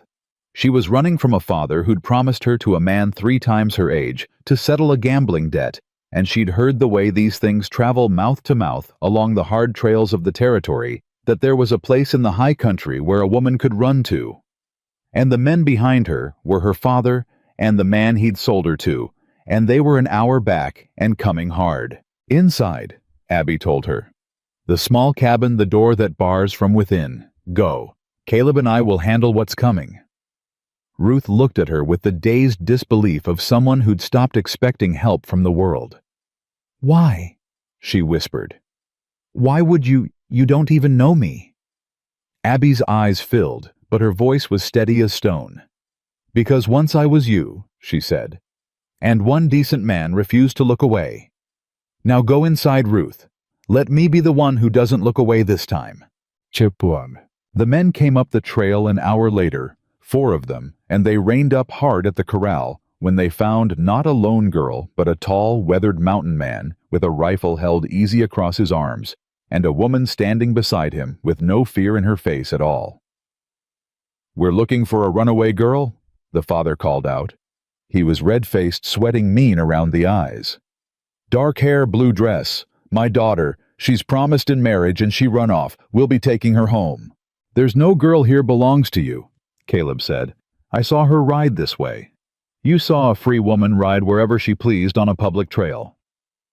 Caleb didn't raise his voice. "And if you're saying your daughter's promised in marriage to settle a debt—" He let the words hang. "Then I reckon you ought to know how that kind of thing tends to end in this territory lately. You folks hear about Silas Brandt." Something flickered in the men's faces. They'd heard. Everyone in the territory had heard. "Richest man between here and Denver," Caleb went on. "Tried to buy himself a wife to settle a debt. Tried to corner her on a mountain, not unlike this one." He smiled, and it wasn't a friendly smile. "He's awaiting a hangman's rope in a federal cell right now, and every acre he owned is being picked apart by the very folks he stepped on. Turns out the territory's gotten real particular lately about men who treat women like livestock." He shifted the rifle just slightly. "So here's what's going to happen. You're going to ride back down my mountain. And if you've got a complaint, you can take it to the territorial marshal, who I know personally, and who'll be real interested to hear about a man selling his own daughter to cover a card game. You want to do that? You want to put your story in front of a federal judge." The 4 men looked at each other. The father's nerve broke first, the way these men's nerve always broke, when the cost finally outweighed the appetite. It wasn't quite over. It's never quite over with men like that. As they turned their horses, the man Ruth had been sold to a thick, brutal-looking fellow, who hadn't spoken till now wheeled back and went for the pistol on his hip, snarling something about not riding home cheated. And Caleb's rifle came up smooth and level and faster than a man his age had any right to move, and the click of the hammer was very loud in the autumn air. "Don't," Caleb said quietly. "I've buried better men than you for less, and I'm too old to lose sleep over one more. Now you put that iron away, and you ride and you thank God I've got a woman beside me who's taught me there's more honor in mercy than in a grave. Because a season ago, I'd have just shot you." The man's hand froze on his gun butt, and then a new sound, the sound of more horses coming up the trail from below. A lot of them, and for one breathless moment Caleb thought it was reinforcements, more of these men, the corner closing again, the way it always seemed to want to. It wasn't. It was Martha Bell Grayhair flying shotgun across her saddle, and behind her a dozen riders from the valley. Tom Avery and his freight man father, the young couple leasing the Mercer Ranch, half a dozen others, men and women both. Word had reached them the way word reaches everyone. Now fast along the hard trails. There's trouble up at Rourke's place, and a girl who needs help. And the valley that had once stared at the floor, while Silas Brandt dragged a woman down church steps, came riding up a mountain, unasked to stand at the cabin at the end of the trail. Martha drew up beside Caleb, leveled her shotgun at the 2 men, and said cheerfully, "Well now, 4 against 2 seemed unsporting. Let's make it 4 against 16 and see how the arithmetic suits you." The girl's father and the man she'd been sold to looked at the wall of hard, decent faces arrayed against them, And they did the only thing cowards ever do when courage finally costs more than it's worth. They ran. That night there was the different kind of gathering on the mountain. The valley folk stayed. They made a fire and they shared what they'd brought, and Ruth came out of the small cabin once she understood the men were truly gone, and she sat among them shy and amazed, a girl who'd ridden into the high country expecting to die, and found instead a fire full of strangers who'd come to keep her safe. "I don't understand it," Ruth said to Abby late when the fire had burned low. "Any of it. Why all these people came. Why you'd risk so much for someone you never met." Abby was quiet a while watching the flames. "You know," she said, "a season ago I asked a man almost that exact question. I'd ridden 2 days half dead to his cabin, and he had every reason in the world to turn me away, and instead he let me in. And I couldn't understand why." She smiled. "I asked him later. You know what he told me? He said when he saw the bruises on my wrists, something old and honorable woke up inside him. Something he thought had died years before." She looked across the fire at Caleb, who was deep in talk with Tom Avery's father. "That's the thing nobody tells you, Ruth. Honor's not dead in this country. It's just sleeping. In most folks, it's just sleeping waiting for somebody to wake it up. And all it takes to wake a whole valley of it." Her voice caught. "All it ever takes is one person going first. One person who refuses to look away. That's the whole secret. That's everything." Ruth wiped her eyes. "And you went first." "Once," Abby said. "And then a widow went first for me. And a freight man. And now look." She gestured at the fire, the people, the mountain full of light, where for 15 years there had been only one lonely man and his grief. "Now there's a whole fire full of people who go first. That's how it spreads, Ruth. One spark at a time. You'll go first for somebody someday. That's how you'll know you're free, not when somebody saves you, but when you're finally strong enough to be the one who does the saving." Tom. Ruth stayed 3 weeks and left strong with money in her pocket and a place waiting for her in Hartsville where Tom Avery's family would give her honest work. She was the first. She was not the last. Over that fall, and the long winter, and the spring that followed, they came not in a flood, but steady, a woman every few weeks, sometimes more. Word traveled the way it travels. There's a place in the high country, a mountain man and his wife, a door that bars from the inside. They'll take you in, and they'll stand between you and whatever's chasing you, and they'll set you on your feet again, and ask nothing for it. Some of the women stayed a night. Some stayed a season. A few never left at all, built cabins of their own along the ridge, until the lonely mountain where Caleb Rourke had gone to die became something nobody could have imagined. A settlement small and stubborn and free, a handful of souls who'd all run a hard trail and found the cabin at the end of it. And Silas Brandt in his federal cell awaiting the trial that would end at a rope's end must have heard about it. Eventually, must have learned that the very mountain where he'd tried to corner and kill one woman had become a fortress of exactly the kind of women he'd spent his life trying to own. Abby never knew if the irony reached him. She never asked. She'd meant what she told him. She only had to keep standing up. And she had. And the standing up had become a place, and the place had become a refuge, and the refuge had become a kind of answer to every Silas Brandt who'd ever lived. Caleb and Abby married in the spring, in no church, and with no contract, and no man's signature but their own. They stood by the corral at sundown, the two of them, with Martha Bell holding the Bible, and the whole strange settlement gathered round the rescued, and the rescuers, the valley folk, and the ridge women. Tom Avery and his father, even old Deputy Hollis, who'd ridden up special, and stood at the back with his crooked tin star, and wept without shame. There was no veil. Abby had torn the last veil off in a burning street a year before, and run barefoot from it, and she'd be damned if she ever wore one again. She stood in a plain dress the color of a summer sky. She'd chosen it herself, every thread of it, and she put her hand in Caleb Rourke's rough hand, and looked up into the weathered face of the man her dying father had given her as a last gift, and she made her vows in front of everyone freely, of her own choosing, with no debt and no force and no man's permission in it. I waited my whole life to choose this," she told him when it was her turn to speak, and her voice carried clear across the gathering. "Not to be chosen, not to be promised, not to be sold or saved or settled, to choose. And of every soul in this whole wide territory and every door I could have walked through and every road I could have taken, I choose you, Caleb Rourke. Today and every day after until the mountain itself wears down to dust, I choose you." And Caleb, who had once told her he was too old for marriage, who had spent 15 years certain his heart had died and been buried with his first family. Caleb looked at the woman who had ridden half dead into his dust and dragged him back to the land of the living, and he found his voice did not shake. "A year ago," he said, "a woman I'd never met collapsed at my corral gate, and I told her I was too late to be anybody's savior. Too old, too broken, too long alone." He tightened his hand around hers. "And she looked up at me out of the dust near dead, and she said, 'I've waited for you my whole life.'" His voice thickened. "I didn't believe her. God forgive me, I'd stopped believing anybody could be waiting for an old hermit on a dead man's mountain. But she was right, and I was wrong, and it's the gladdest I've ever been to be wrong about a single thing in all my days." He lifted her hand and pressed his lips to it gentle as he knew how to be.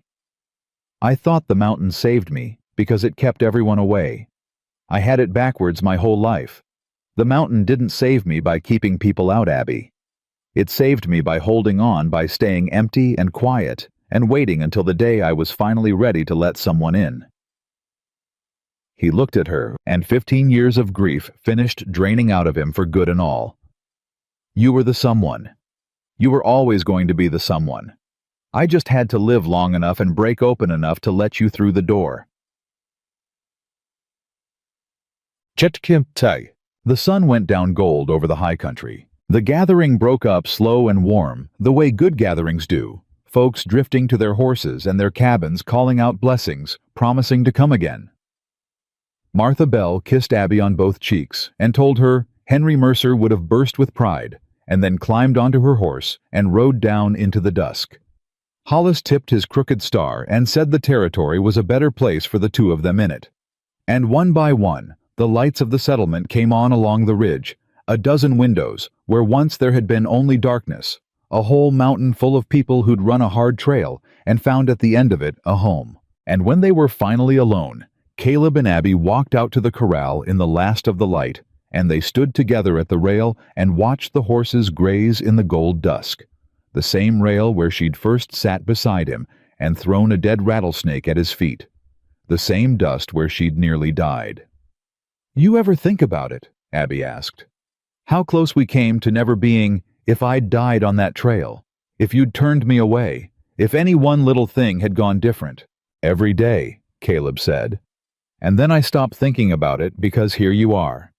He put his arm around her. "Here we both are." Abby leaned her head against his shoulder. Below them, far down the mountain, the valley was settling into night, the valley that had once watched her run barefoot and screaming and done nothing. The valley that now slowly, one spark at a time, was learning to go first. "I used to think freedom meant getting away," she said quietly. "Running far enough that nobody could reach me. That's what I was doing when I came up your mountain. Running. I thought if I just ran far enough I'd finally be free. And now I know better."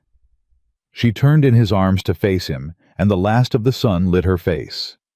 "Freedom was never about getting away from people, Caleb. It was about finally being able to choose them. Running isn't freedom. Running's just fear with somewhere to be." Her eyes shone. "I'm not free because I got away. I'm free because I got to choose where to stand, and who to stand with, and what to build with the standing. And I chose this. I chose you. I chose a cabin at the end of a hard trail with a door that opens for anybody who needs it." She smiled. "That's what freedom turned out to be. Not an empty road. A full house. A whole mountain of people who get to choose because somebody once chose them." Caleb Rourke looked down at his wife in the gold and fading light, and he thought of the lonely, broken man he'd been a year before, certain his living was finished hiding in a grave he'd mistaken for a home. He thought of the dust on the South Trail. He thought of a half-dead woman who'd looked up at him and said his name. He thought of all the women since who'd ridden that same trail and found a cabin instead of a grave at the end of it, because one frightened, furious girl had refused to stop running until she found a man worth stopping for, and then refused to let him stay buried. "You know what you did, Abby Mercer," he said softly. "You came up here to be saved, and you saved everybody instead. Me first, then a whole valley, then every woman who'll ever ride this trail looking for a door that opens."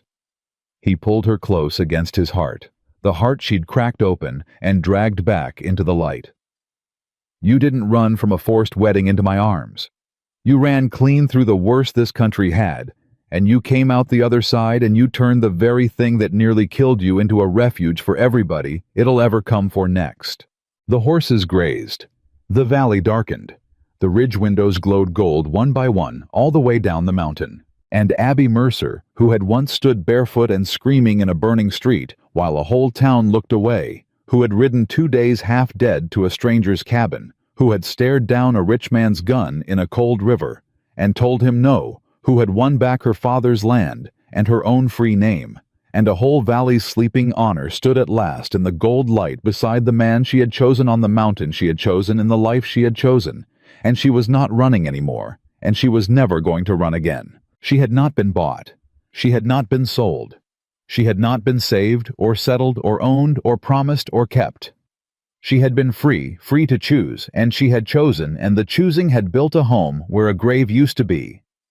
And no man, no debt, no town, and no power on this earth would ever take that from her again.